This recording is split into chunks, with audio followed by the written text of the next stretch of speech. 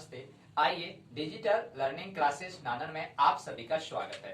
प्यारे बच्चों, आपने पिछले वीडियो में प्रश्नावली 3.1 के कुछ उदाहरण आपने इस चैनल के माध्यम से देखे थे। आज अपन प्रश्नावली 3.1 के 3 प्रश्न दिए हुए हैं, उनको हल करते हैं। प्यारे बच्चों, पहला प्रश्न है 4x स्क्वायर प्लस 8x।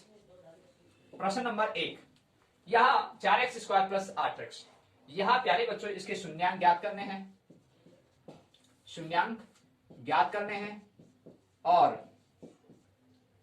शून्यांक ज्ञात करने और इन शून्यांकों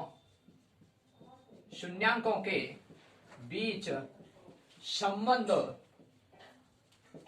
की सत्यता की जांच करनी है। ठीक है, सत्यता की जांच करनी है। देखिए यहां 4x, यहां प्यारे बच्चों आपने हल लिखा, ये प्रश्न है आपका 4x स्क्वायर प्लस 8x, शून्यांक ज्ञात करने, इन शून्यांक के बीच जो शून्यांक आएंगे उनके बीच संबंध की जांच करनी है। प्यारे बच्चों, जो उनका योग है, उनका जो गुणनफल है, उसकी जांच करनी है। आपने उदाहरणों में देखे थे। अब देखिए, अब आपने वहां पर यहाँ 4x स्क्वायर प्लस 8x है। अब यहां मैंने हल लिखा और प्यारे बच्चों इसमें कॉमन क्या है, स्क्वायर है, देख लीजिएगा।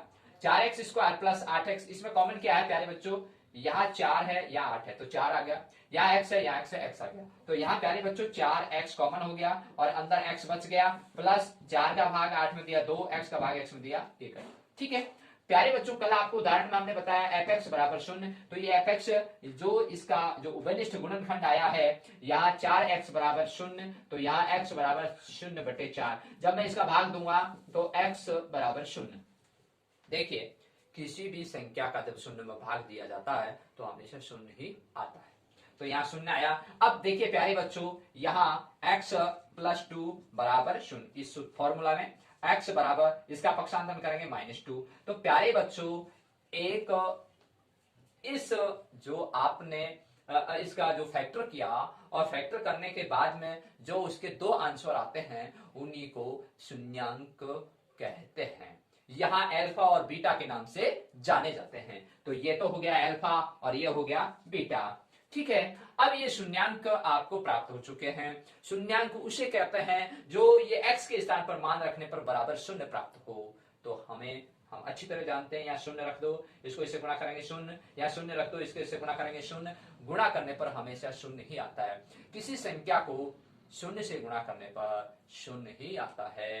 तो 0 0 जोड़ा बराबर 0। तो ये क्लियर हो गया पॉइंट आपका, कल आपने उदाहरण में पूरा विस्तार से समझा था। अब प्यारे बच्चों ये प्रश्न इस तरह से हल होता है। अब आगे है शून्यांक के बीच संबंध की सत्यता की जांच करनी है। तो आप अच्छी तरह से आपने कल अध्ययन किया था कि क्या था कि शून्यांकों का योग, शून्यांकों का योग का सूत्र क्या होता है, -b/a, और शून्यांकों के गुणनफल का सूत्र c/a। ठीक है प्यारे बच्चों, यहां पहले आप शून्यांकों का अल्फा और बीटा का योग करते हैं। तो यहां देखिए 0 प्लस माइनस का 2। ठीक है, शून्यांक यह है, 0 है और -2 है, तो यानी अल्फा और बीटा। तो मैं यहां लिख देता हूं अल्फा प्लस बीटा, ठीक है, बराबर योग, और योग का चिन्ह है। ठीक है, इसको 0 और -2, जब हम इसको जोड़ते हैं तो -2 आता है। ठीक है, अब अपन इस फार्मूले से हल करते हैं।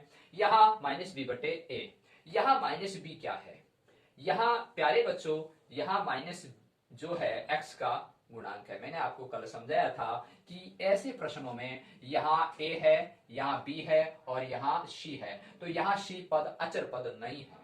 ठीक है प्यारे बच्चों, यहाँ b है, यहाँ a है, तो आपको कल हमने एक फॉर्मूला बताया था ax² plus bx plus c। तो a b c इस तरह से होते हैं। यहाँ ax² का गुणांक, x² गुणांक 4 है और x का गुणांक 8 है और c यहाँ अचर पद है, लेकिन प्रश्न में यहाँ दिया हुआ नहीं है। जब वहां दिया हुआ नहीं होता है तो हमको वहां क्या ज्ञात करना होगा, अभी देखिए आपको बताते हैं। अब यहाँ पर सिद्ध करते हैं कि सूत्र से यहाँ b बराबर क्या है 8, तो यहाँ मैंने 8 रखा और ये सूत्र का माइनस और यहाँ नीचे ए बराबर क्या है 4 और यहाँ 4। जब मैं इसका भाग इसमें दूंगा तो क्या आ जाएगा बराबर -2, 4 दूनी 8 और माइनस का चिन्ह। ठीक है, अब प्यारे बच्चों शून्यांकों का गुणनफल यानी अल्फा गुणा बीटा। ठीक है, तो अल्फा बीटा गुणा करेंगे तो ये 0 गुणा -2, 0 गुणा -2 बराबर 0। ठीक है, मैंने अभी आपको कहा कि किसी भी संख्या को 0 से गुणा करने पर 0 ही प्राप्त होता है, ये 0 आ चुका। अब प्यारे बच्चों यहाँ शून्यांकों गुणनफल का जो सूत्र है वो c बटा a है, तो यहाँ c आपको दिया हुआ नहीं है, तो वहां इस स्थिति में आपको 0 माना जाता है और यहाँ ये 0 और यहाँ a का मान 4 दिया हुआ है और ये 4। ठीक है, आपने यहाँ भी a का मान 4 रखा और यहाँ a, ये a है प्यारे बच्चों। ठीक है, ये a है, आपको ऐसा नहीं करें कि ये सर 9 सा लग रहा, नहीं a है। अब आपने यहाँ जब c का मान नहीं है तो वहां हम 0 ही मानते हैं और फिर a का c का मान आपने 0 माना और या a का मान दिया हुआ है 4 यानी x स्क्वायर गुणा 4। अब जब आप किसी संख्या का भाग 0 में देते हैं तो 0 ही प्राप्त होता है और ये शून्यांकों के बीच संबंधता की जांच हो चुकी है कि आपने योग करने पर -2 आया और फॉर्मूले से निकाला तो -2 आया, शून्यांक गुणनफल किया आपने तो क्या आया 0 और जब सूत्र से किया तो ये देखिए 0। ठीक है, इस तरह से अपन प्रश्न हल करते हैं। अगर आपको कोई प्रश्न अच्छी तरह समझ में नहीं आता है तो आप इस चैनल के माध्यम से आप कमेंट बॉक्स में लिखकर भेजें, मैं आपको तुरंत समाधान करूंगा। अब अगला तो एक द्विघात बहुपद ज्ञात करनी है जिसके शून्यांकों का योग तथा गुणनफल क्रमश √2 1/3। प्यारे बच्चों आपको शून्यांक दिए हुए, आपको द्विघात बहुपद समीकरण ज्ञात करनी है, तो मैं यहां लिखता हूं हल। ठीक है प्यारे बच्चों, द्विघात बहुपद जो आपने सूत्र पढ़ा था ax² plus bx plus c, ये इस तरह से आपको ज्ञात करनी है। तो आपको दिया हुआ क्या है प्रश्न में, दिया हुआ क्या लिखा हुआ है प्यारे बच्चों, दिया हुआ लिख दें क्या है, देखिए शून्यांकों का योग, शून्यांकों का योग, शून्यांकों का योग क्या दिया हुआ है प्यारे बच्चों √2। तो बच्चों अल्फा प्लस बीटा बराबर ये, ठीक है ना। और क्या दिया हुआ है प्यारे बच्चों, शून्यांकों का गुणनफल, शून्यांकों का गुणनफल, गुणनफल क्या दिया हुआ है प्यारे बच्चों 1/3। तो ये अल्फा गुणा बीटा, ठीक है, अल्फा गुणा बीटा ये, अब 1/3। ठीक, अब देखिए प्यारे बच्चों जब आपको इस तरह की स्टेज दी हुई होती है तो ये तो होगी फर्स्ट समीकरण और ये हो गई सेकंड समीकरण। ठीक है, अब देखिए इसका जब अपन फार्मूला पढ़ते हैं वो क्या है, शून्यांकों का योग का फार्मूला मैं यही लिख देता हूं -b/a और शून्यांक गुणनफल का फार्मूला क्या है c/a। ठीक है, तो यहां देखिए इसका मान इसके बराबर है, इसका मान इसके बराबर है। ठीक है, अब आपको यहां a का मान रखना है, आपको पता नहीं है यहाँ a का मान क्या है, तो आप यहां पढ़ते हैं मैंने कहा था a b c ये, तो यहाँ a का मान नहीं लिखा हुआ है। ठीक है, तो अपन इस प्रश्न को अब हल करते हैं और a का मान यहाँ है नहीं। अब देखिए माना कि a का मान k है। ठीक है प्यारे बच्चों, a का मान क्या है k। अब मैं फार्मूला से सिद्ध करता हूं -b/a बराबर √2। ठीक है, तो यहाँ -b नहीं है तो यहाँ a का मान क्या रख दिया हमने k बराबर √2। अब मैं इसको इससे गुणा करूंगा, ठीक है, इसको इससे गुणा करूंगा तो -b बराबर √2k, तो यानी कि b बराबर क्या हो गया -√2k, ये आ गया। ठीक है, इसी प्रकार से इसमें देखते हैं c/a बराबर 1/3, तो यहाँ a का मान क्या रखा आपने k, अब 1/3 इसको इससे गुणा करूंगा तो k बराबर 3c आ जाएगा। ठीक है प्यारे बच्चों, क्या आ जाएगा यहाँ 3c। अब देखिए जो यहाँ c का जो मान अचर पद है वो 3 है। अब आपको इस समीकरण को द्विघात में बनानी है। अब देखिए यहाँ ax² plus bx plus c, प्यारे बच्चों यहाँ a का मान क्या है ये लिखा हुआ k, b का मान क्या है -√2k, k का मान क्या है 3c, तो यहाँ इसमें आपको लिखना है। आप देखिए यहाँ k x² प्लस b का मान क्या है -√2k और यहाँ प्लस सी का मान क्या है।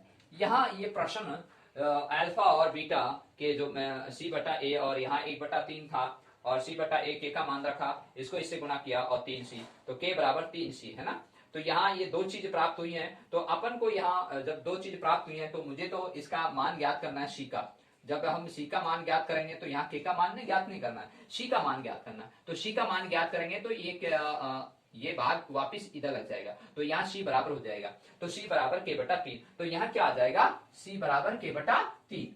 ये महत्वपूर्ण बात थी इस प्रश्न की। ठीक है, आप प्यारे बच्चों आप समझ गए होंगे कि यहाँ ए का मान क्या लिखा आपने, माना कि के। बी का मान क्या आ गया, ये आपने सिद्ध किया -√2 के। फिर सी का मान जब आपने निकाला तो यहाँ के बटा 3 आया। कैसे आया, देखिए प्यारे बच्चों, इसको इससे गुणा किया, इसको इससे गुणा किया, तो मुझे तो सी का मान निकालना था ना, तो आपने इसको आगे हल नहीं किया। तो देखिए यहाँ के बटा 3 बराबर 3c है ना। तो यह 3 कहां से आया नीचे, तो c बराबर करोगे, ये गुणा में नीचे जाके बाहर लग जाएगा, तो के बटा 3, तो c का मान क्या आ गया, के बटा 3। अब देखिए, अब ये बटा में है तो इसके नीचे अपन एलसीएम लेके इसको हल करते हैं और जो आपको द्विघात बहुपद बन जाएगी। देखिए यहाँ प्यारे बच्चों बहुत अच्छा क्वेश्चन है, के एक्स स्क्वायर प्लस और ये कोष्टक के अंदर -√2 के और प्लस के बटा 3। यहाँ प्यारे बच्चों मैंने कोष्टक इसलिए लगाया क्योंकि सूत्र का प्लस है और ये इसको कोष्टक खोलेंगे तो माइनस हो जाएगा। अब देखिए यहाँ मैंने इसको खोल लेता हूं, ठीक है, यहाँ के एक्स स्क्वायर माइनस का √2 के प्लस के बटा 3। अब इसके नीचे एक, इसके नीचे एक, और ये एलसीएम लिया प्यारे बच्चों 3। ठीक है, 3 एलसीएम लिया, इसका भाग दिया, तो 3 के एक्स स्क्वायर माइनस 3√2 के प्लस और यहाँ के आ जाएगा। ठीक है, अब देखिए प्यारे बच्चों, अब इसमें मैंने क्या किया, एलसीएम लिया। क्या एलसीएम लूंगा, यहाँ के एलसीएम लूंगा, क्योंकि के इसमें, के इसमें, के इसमें। ठीक है, तो यहाँ के एलसीएम ले लिया, तो अंदर क्या रह गया, 3x स्क्वायर माइनस 3√2 प्लस 1। के का भाग के में दूंगा, एक बार गया। ठीक है, अब प्यारे बच्चों नीचे क्या है, 3। अब ये 3, जब आपने के बराबर क्या रखा था, के बराबर के बटा 3 आया। जब मैं इसको इससे गुणा करूंगा, देखिए 3 के बराबर के, तो यहाँ 3 को इधर निकालूंगा और के का भाग के में दूंगा, तो ये के से के कट जाएगा और एक ये अचर पद है, तो ये वास्तविक संख्या आ गई, तो ये ऑटोमेटिक खत्म हो चुका है ना। तो इस तरह से हमको ये समीकरण प्राप्त हुई, 3x स्क्वायर माइनस 3√2 प्लस 1। ये आंसर आ गए हैं, 3x स्क्वायर माइनस 3√2 प्लस 1। ये द्विघात बहुपद है, तो स्क्वायर आया नहीं आया, उसको द्विघात बहुपद कहते हैं, है ना। तो 2 घात आ रही है और ये द्विघात बहुपद, और ये 3x स्क्वायर माइनस 3√2 प्लस 1, यह है इसका आंसर। इस तरह से अपन द्विघात बहुपद ज्ञात करते हैं, जो आपने पिछले वीडियो में उदाहरण की सहायता से समझा था। सेम प्रक्रिया वही है, वही सूत्र है, लेकिन थोड़ा सा समझने की बात थी इसमें, जो यहाँ c बटा a था और ये बराबर 1/3। जब आपने c बटा a, तो a का मान क्या रखा था, माना कि k। ठीक है, तो उसको वजर गुणा किया, तो आपको c का मान, c की वैल्यू निकालनी थी, और c की वैल्यू के बटा 3। जो तीसरा क्वेश्चन इस प्रश्नावली 3.1 का अंतिम प्रश्न है। प्यारे बच्चों, अगर कोई प्रश्न आपको, कोई संदेह हो, कोई शंका हो, कुछ अशुद्धियां रह जाती हैं, तो आप कमेंट बॉक्स में लिखकर मुझ तक पहुंचाएं। देखिए प्यारे बच्चों, यह प्रश्न द्विघात बहुपद है, इसमें f और x फलन है, बराबर x square minus 8x plus के शून्यांकों का वर्गों का योग 40 है, तो k का मान ज्ञात कीजिए। यहाँ fx ये आपको दिया हुआ है, x square minus 8x plus के।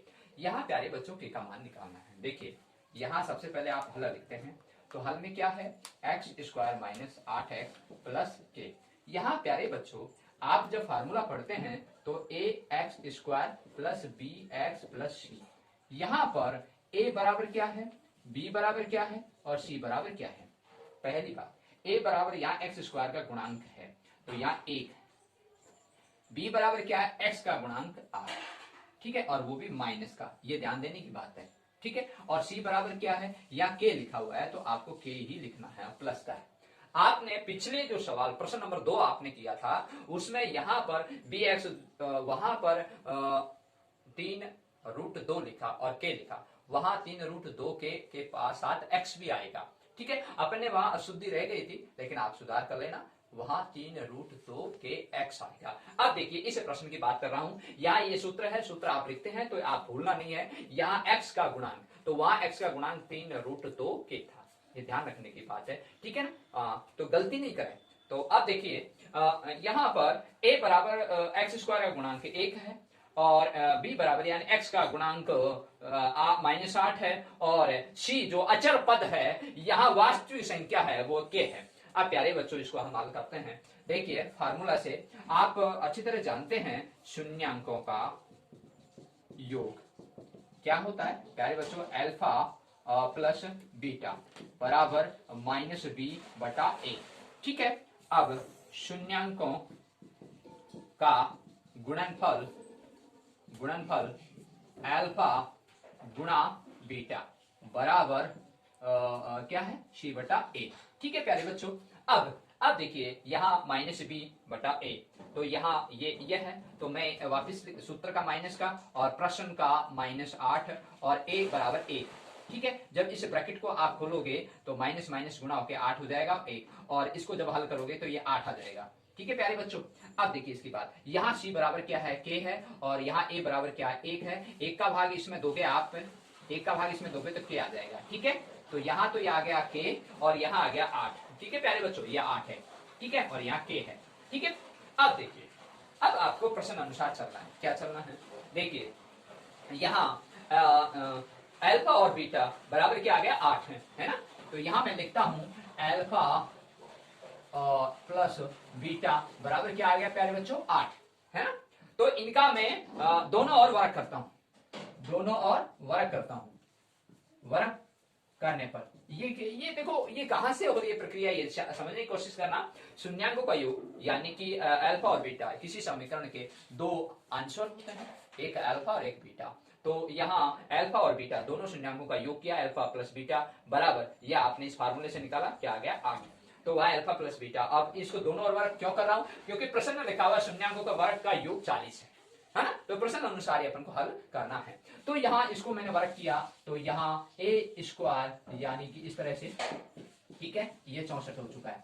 इसका वर्ग दोनों ओर वर्ग किया, इसका इसके ऊपर वर्ग लगा दिया, इसके ऊपर वर्ग लगा दिया, इसका वर्ग हो गया 64 और इसका वर्ग। तो आप अच्छी तरह जानते हैं alpha square plus 2 alpha beta गुणा फिर प्लस बीटा का स्क्वायर, ठीक है। अब प्यारे बच्चों जब आप इसको खोलोगे, अब देखिए बहुत अच्छा क्वेश्चन है, अल्फा स्क्वायर और प्लस 2 अल्फा और बीटा गुणा प्लस बीटा स्क्वायर, ठीक है, और बराबर 64, ठीक है प्यारे बच्चों। अब देखिए मैं इसको यहां लिखता हूं, इधर यहां देखिए, इधर यहां साइड में लिख देता हूं। यहां आपके पास में alpha square plus beta square plus 2 alpha गुणा बीटा बराबर 64, ठीक है। आप इस तरह से लिख सकते हैं, नो टेंशन, क्योंकि इसकी जगह चेंज करती, तो चिन्ह वो के वही है, कोई दिक्कत नहीं है। अब देखिए प्यारे बच्चे शून्यांकों का वर्गों का योग, तो शून्यांक क्या क्या है, अल्फा और बीटा, उनके वर्ग, तो ए स्क्वायर सॉरी अल्फा स्क्वायर और बीटा स्क्वायर, तो उनके वर्गों का योग ये रहा, ठीक है प्यारे बच्चों। इसके स्थान पर शून्यांकों का वर्गों का योग कितना 40, तो मैंने यहाँ कितना लिखा प्यारे बच्चों 40, है ना। इसके स्थान पर प्लस 2, अब अल्फा और बीटा गुणा, तो गुणनफल कितना आया था प्यारे बच्चों, आपने यहाँ लिखा गुणनफल अल्फा गुणा बीटा बराबर c/a है इसका फार्मूला, इससे आपने ज्ञात किया क्या आया k, तो यहाँ क्या आ गया k बराबर 64, ठीक है ना। तो आपको प्रश्न में क्या पूछा, k का मान ज्ञात कीजिए, है ना। तो अब k का मान ज्ञात हो जाएगा, यह बराबर 64 कैसे आया, आपने ये अल्फा और बीटा ये शून्यांकों का जो योग किया था वो कितना आया 8, तो हम दोनों ओर वर्ग करते हैं तो कोई फर्क नहीं पड़ता है प्रश्न में, ठीक है। देखिए प्यारे बच्चों इधर भी 2 जोड़ो उधर भी 2 जोड़ो, कोई फर्क नहीं पड़ता है, 2 का भाग 2 में तो कट गया, वो तो कोई फर्क नहीं पड़ता है। तो दोनों ओर वर्ग करने पर भी कोई फर्क नहीं पड़ता है, जब एक साइड करते हैं तब फर्क पड़ता है सवाल में। तो आपने दोनों ओर वर्ग किया तो बराबर हो गई बात। अब देखिए यहाँ जब आपने दोनों ओर वर्ग करके इस तरह से और प्रश्न अनुसार लिखा कि शून्यांकों के वर्गों का योग, ये वर्ग हो रहे हैं और वर्गों का योग कितना 40, और उसका गुणनफल प्रश्न अनुसार देखिए उसका गुणनफल कितना आया k, ये लिखा और आपने लिखा। अब देखिए 2k बराबर 64 माइनस 40, अब इसकी बाकी की तो प्यारे बच्चों कितना आ गया 24, 4 और 2, अब k बराबर 24/2, तो k बराबर क्या आ गया 12, 2 का भाग 24 में दिया 12, तो ये आंसर आ चुका है। तो यहाँ के का मान आपसे पूछा गया था ये 12। इस तरह के प्रश्न बोर्ड एग्जाम में पूछे जाते हैं। अगर आपको कोई प्रश्न के अगर समझ में नहीं आता है, कोई अशुद्धि रह जाती है, मुझे कमेंट बॉक्स में लिखकर भेजें, मैं आपको तुरंत समाधान करूंगा। कुछ अशुद्धियां रह जाती हैं, कुछ आपकी शंकाएं रह जाती हैं, तो आप तुरंत लिखकर भेजें, मैं आपको तुरंत समाधान करूंगा इस डिजिटल लर्निंग क्लासेज नानन चैनल के माध्यम से। धन्यवाद।